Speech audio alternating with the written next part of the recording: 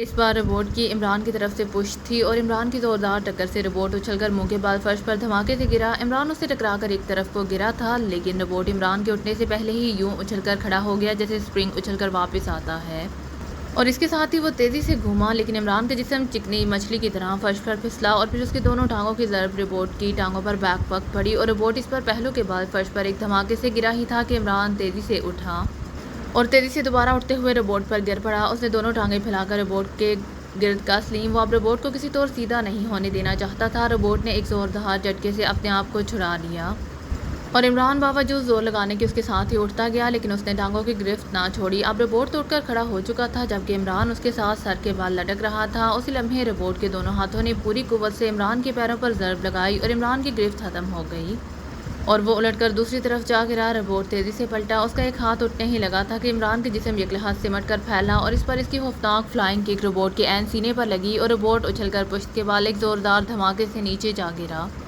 جبکہ عمران اس سے ٹکرا کر لڑکتا ہوا دور جا گرا تھا۔ اور اس بار عمران روبوٹ کے اٹھنے سے پہلے کھڑے ہونے میں کامیاب ہو گیا۔ اس کے لیے سب سے بڑا مسئلہ اس کے بندھے ہوئے ہاتھ بن گئے تھے۔ وہ اٹھتے ہی دوبارہ روبوٹ کی طرف بھاگا، لیکن پھر اسے درمیان میں ہی رک جانا پڑا، کیونکہ روبوٹ کے گرد لوہے کا ایک مضبوط کیبن نمودار ہوا۔ یہ کیبن ٹھوس فولادی چادروں کا تھا جو روبوٹ کے جسم سے ہی نکل کر اس کے گرد پھیل گئی تھیں، اور پھر یہ کیبن جس میں روبوٹ بند تھا تیزی سے کھسک کر سائیڈ کی دیوار میں غائب ہو گیا۔ عمران نے ایک طویل سانس لیا، اس سے زیادہ وہ کچھ اور کر ہی نہیں سکتا تھا۔ روبوٹ تو نکل چکا تھا۔ اس لمحے عمران کو ہومر کا خیال آیا۔ وہ تیزی سے مڑا، اس نے دیکھا کہ ہومر دیوار کے ساتھ اسی حالت میں پڑا تھا، وہ بے ہوش تھا۔ عمران تیزی سے اس کے پاس پہنچا اور پھر اس کے قریب پشت کر کے بیٹھ گیا اور اس نے اس کی جیبوں کی تلاشی لینی شروع کر دی، لیکن جیبیں خالی تھیں، ان میں کوئی چابی نہیں تھی۔ چابی کی عدم موجودگی سے عمران سمجھ گیا کہ اس کی ہتھ کڑی بٹن کلپ ہتھ کڑی ہے۔ اس نے ادھر ادھر دیکھا اور پھر وہ تیزی سے مشین کی طرف بڑھ گیا۔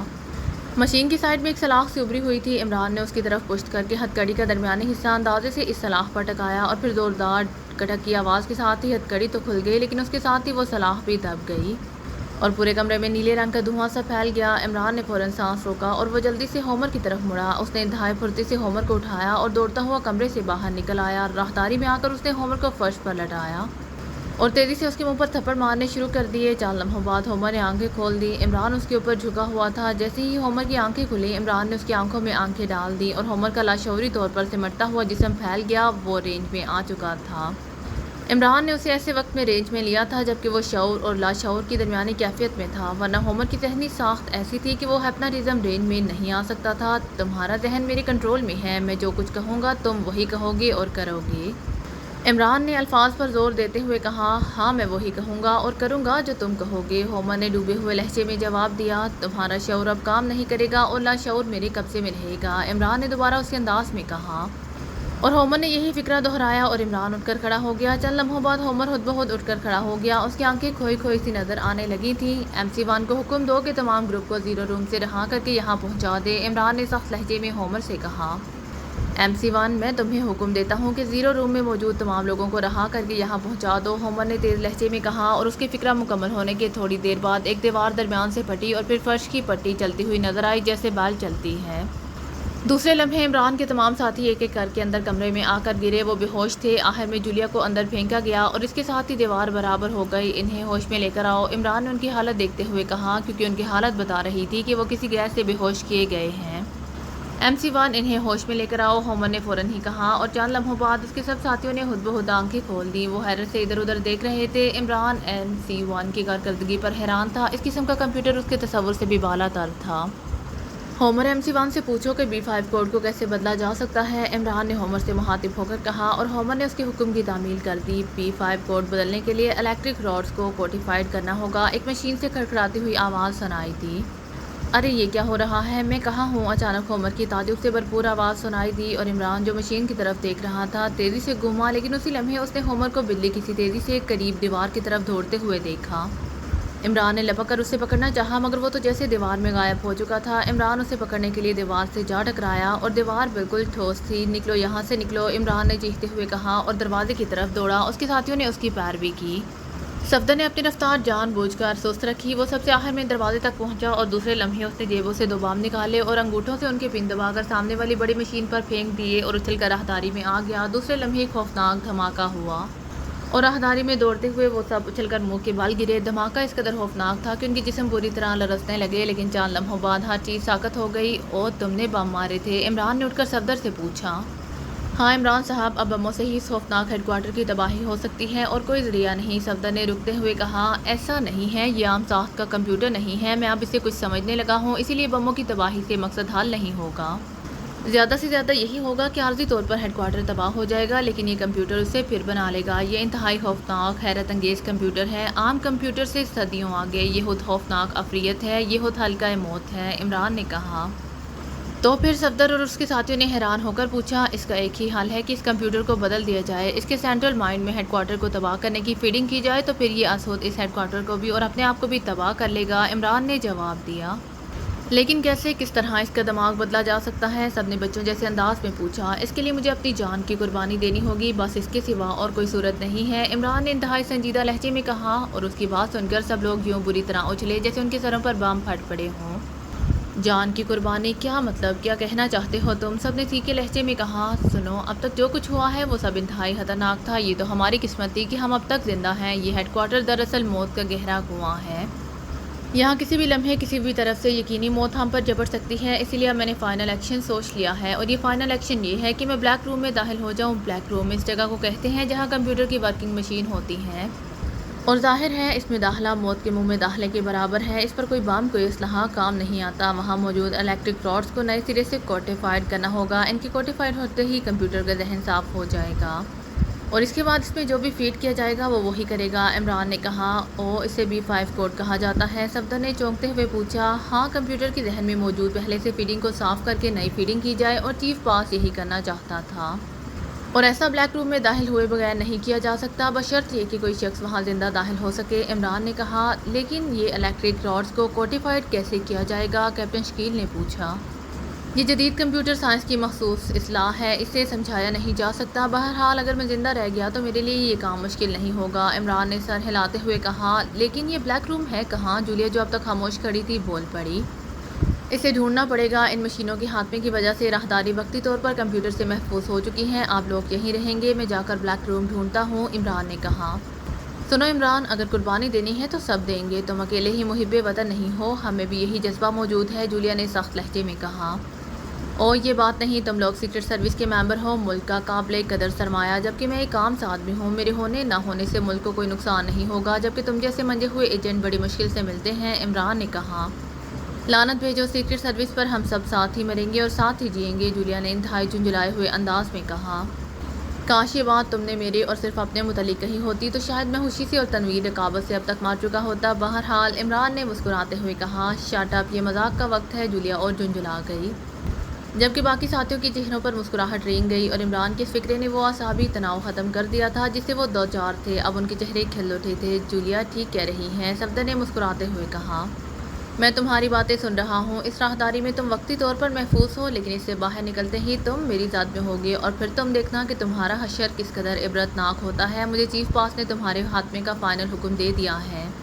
اچانک چھت سے MC1 کی کھڑکھڑاتی ہوئی آواز سنائی دی اور وہ سب چونک پڑے۔ اچھا ویسے یہ تو بتاؤ کہ ہومر یکلہر ٹرانس سے کیسے نکل گیا؟ عمران نے کہا۔ اس کا انداز ایسا تھا جیسے وہ کسی دوست سے باتیں کر رہا ہو۔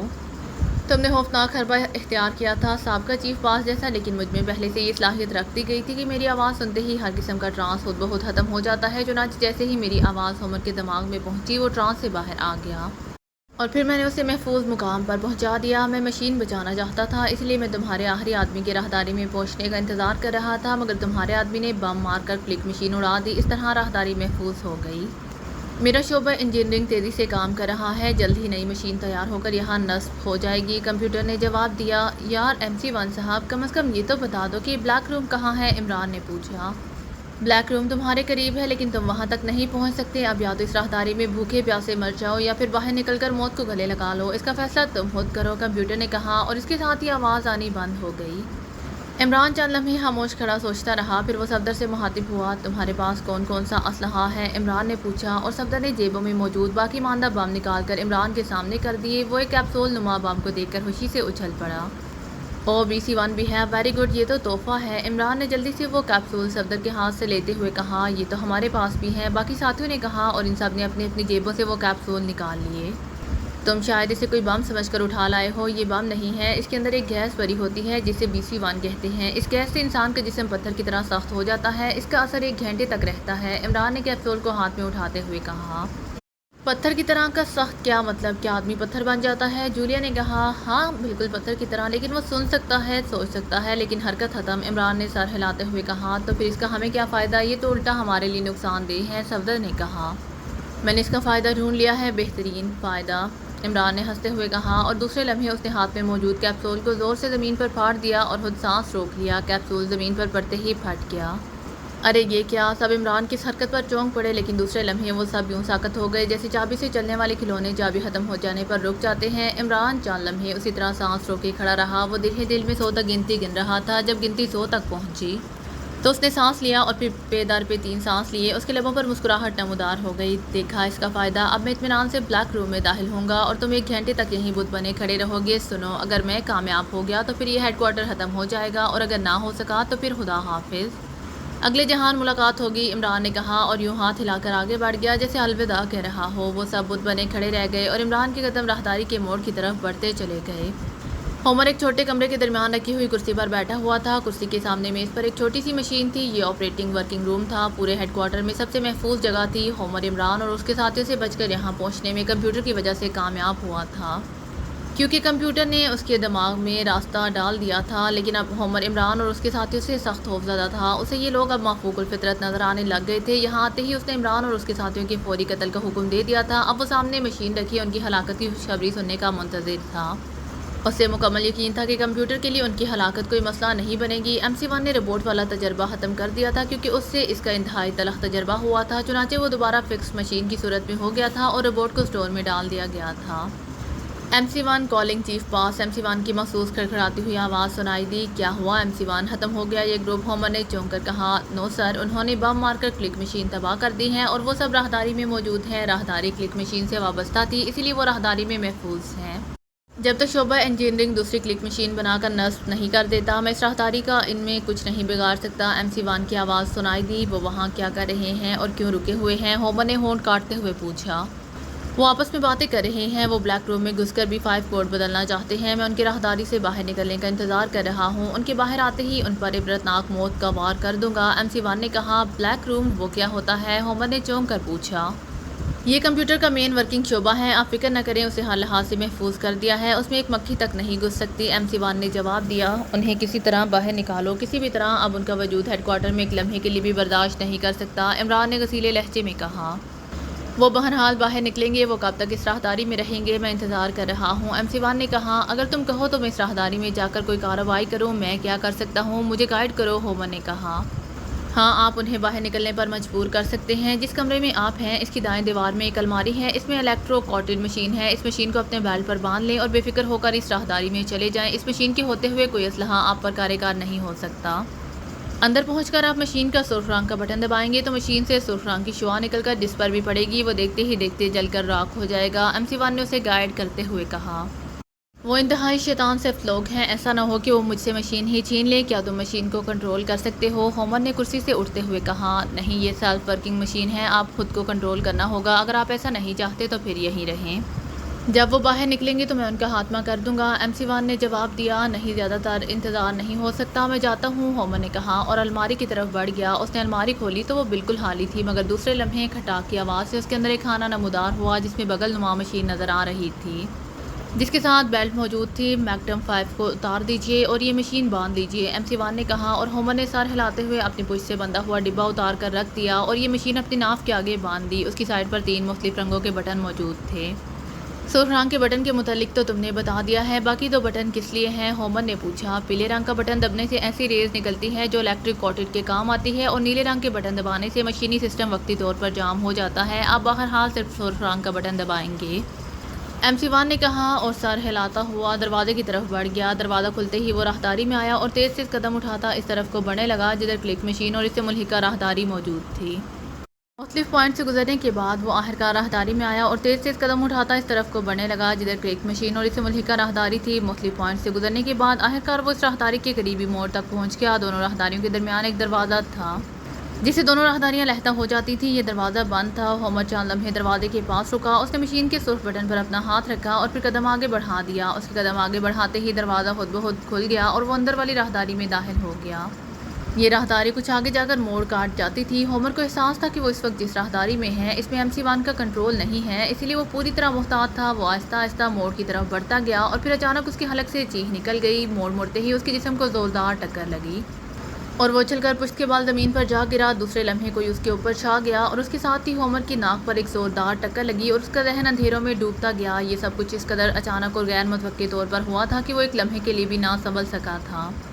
इमरान ने अब फैसला कर लिया था कि वो हर सूरत में ब्लैक रूम में घुस कर इस खौफनाक मशीन का जहन बदलने की कोशिश करेगा, चाहे इसकी जान ही क्यों ना चली जाए, क्योंकि जिस किस्म का ये हेडक्वार्टर था इसका इसके सिवा और कोई हाल भी नहीं था।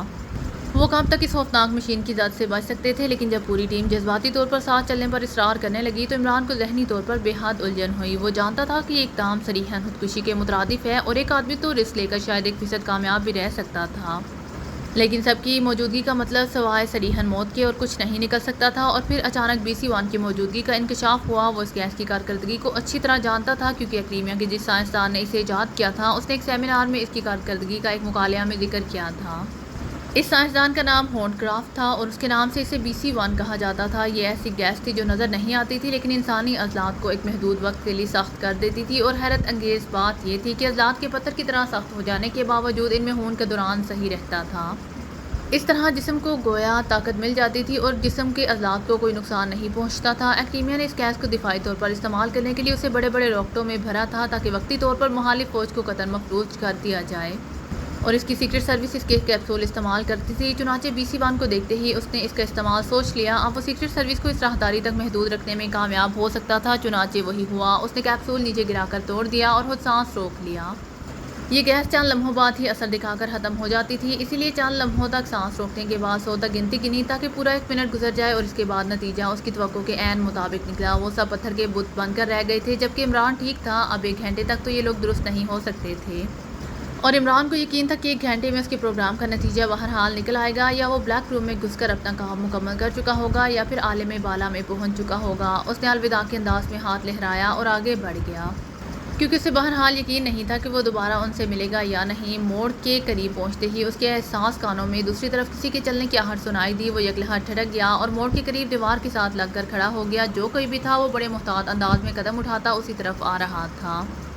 उसके जहन में फ़ौरन होमर का ख्याल उभरा। होमर के इस तरह इधर आने का मतलब था कि वो पूरी तरह तैयार होकर आ रहा होगा। उसी लम्हे उसे मोड़ पर होमर नजर आया तो इमरान किसी भूखे अकाब की तरह उस पर झपट पड़ा। उसने जोरदार धक्का मारा और होमर उछलकर फर्श पर गिरा। इमरान ने उसके ऊपर गिरते हुए उसकी नाक पर जोरदार टक्कर मारी ताकि वो वक्ती तौर पर बेहोश हो जाए। वो दोबारा उसे अपने ट्रांस में लेना चाहता था और उसे मालूम था कि अब वो पहले वाली गलती दोबारा नहीं दोहराएगा कि होमर से कहे कि वो कंप्यूटर से कोई बात पूछे। होमर पहले ही ज़र्ब में बेहोश हो गया तो इमरान उछलकर खड़ा हो गया। अब उसने देखा कि होमर के पेट पर एक अजीबो गरीब सी बगलनुमा मशीन बंधी हुई थी। इमरान इस मशीन पर झुक गया और दूसरे लम्हे उसकी हलक से मुसरत भरी चीख निकल गई। ये इलेक्ट्रिक कोटेड मशीन थी जिसे वो आसानी से कंप्यूटर के रार्स को इलेक्ट्रिक कोटेड कर सकता था। कुदरत की इस मेहरबानी पर उसका दिल कह रहा था कि वो नाचना शुरू कर दे। उसने जल्दी से बेल्ट खोली और मशीन को अपनी कमर से बांध लिया। बांधने से कबल वो इसकी साइडों में मौजूद बटनों का जायजा लेता रहा जो 3 रंगों में थे। मशीन चूँकि बिल्कुल नई थी इसलिए हर बटन के नीचे उनकी कारकर्दगी का मुखफ़्फ़ दर्ज था और थोड़ा सा गौर करने पर इमरान उसकी सारी हकीकत समझ गया। मशीन बांधने के बाद उसने इसका बगलनुमा हिस्सा ज़रा सा नीचे किया और 2 कदम पीछे हटकर उसने सुर्ख रंग का बटन दबा दिया। बगल से सुर्ख रंग की शुआ निकलकर फर्श पर पड़े हुए होमर के जिस्म से टकराए। पलक झपकने में होमर के जिस्म का रंग गहरा सुर्ख हुआ और फिर काले रंग में तब्दील हो गया। इमरान ने अपना पैर आगे बढ़ाकर उसके जिस्म को छुआ तो एक तवील सांस लेकर रह गया। चंद लम्हे पहले जीता जागता हुआ होमर राख का ढेर बन चुका था। ओ तो तुम इन्हीं शुआओं से हमें राख का ढेर बनाने आ रहे थे, इमरान ने बड़बड़ाते हुए कहा और एक झुरझुरी ली, क्योंकि वाकई अगर होमर अंदर पहुंचकर इन शुआओं का वार कर देता तो इन सब की इबरतनाक मौत यकीनी थी। इमरान ये भी जानता था कि होमर के मरते ही कंप्यूटर एक बार फिर चीफ पास बन चुका होगा और वैसे भी अब वो चीफ पास बनता या ना बनता, बहरहाल इमरान और उसके साथियों के कत्ल का फैसला किया जा चुका था। इमरान को इस कार्रवाई से एक और फ़ायदा भी हुआ था कि उसने नीचे लिखे हुए बटनों के मुखफ़्फ़ समझ लिए। उसकी तस्दीक हो गई थी। वो आगे बढ़ा और फिर दरवाजे तक पहुंचकर उसने नीले रंग का बटन दबा दिया। इस बटन का मतलब उसने यही समझा था कि ये मशीन हर किस्म के मशीनी सिस्टम को वक्ती तौर पर जाम कर देता है। अगर ये वाकई ऐसा है तो फिर उसकी कामयाबी यकीनी थी। اور اس کا فیصلہ اسی دروازے کو کراس کرتے ہی ہو جانا تھا۔ عمران ایک لمحے کے لیے جھجکا کیونکہ نتیجے دو ہی ہو سکتے تھے، زندگی یا موت، اور پھر اس نے دوسری طرف چھلانگ لگا دی اور راہداری میں دوڑتا گیا۔